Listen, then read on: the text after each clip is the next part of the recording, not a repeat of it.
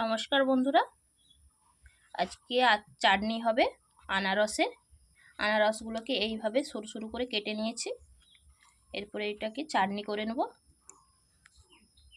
আনারসের চাটনি করে কোনো বন্ধু যদি খেয়ে থাকো একটু কমেন্ট করে জানাবে খেতে কেমন। আর পাকা আনারস যদি কেউ খেয়ে থাকো একটু জানাবে। তেল গরম হয়ে গেছে, একটা শুকনো লঙ্কা, এখানে সর্ষে আছে, একটা দুটো কি তিনটে দারুচিনি আর দুটো এলাচ আছে, ফাটিয়ে নিয়েছি। এরপরে আনারসগুলো দিয়ে দেবো।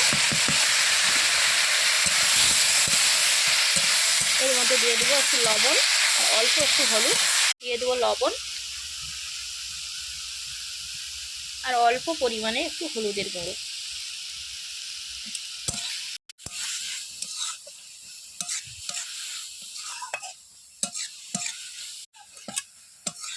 এই আনারসটাকে আপনারা চাটনিও বলতে পারেন বা আচারও বলতে পারেন। এটা একটু কিছুদিন রেখে খাওয়া হবে, সেরকমভাবেই তৈরি করব।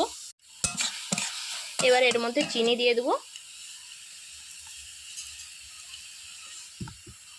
চিনিটা একটু বেশি পরিমাণেই দিলাম, যেহেতু রেখে খাওয়া হবে, যাতে নষ্ট না হয়ে যায় সেই জন্য চিনিটা দিলাম একটু বেশি করে। চিনিটা এখন পুরোপুরি গলে যায়নি, তার মধ্যে কালারটা কত সুন্দর এসেছে দেখো বন্ধুরা। আনারসের আচার বা চাটনি করতে বেশিক্ষণ টাইম লাগে না, প্রায় হয়ে এসেছে। এরপরে নামিয়ে নেব। কালারটা কত সুন্দর এসেছে দেখো বন্ধুরা।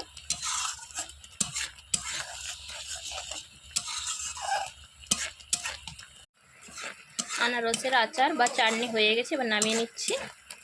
কেমন হয়েছে জানাবে বন্ধুরা, কালারটা কত সুন্দর এসে গেছে। আনারসের চাটনি বা আচার হয়ে গেছে, কেমন হয়েছে জানাবে বন্ধুরা।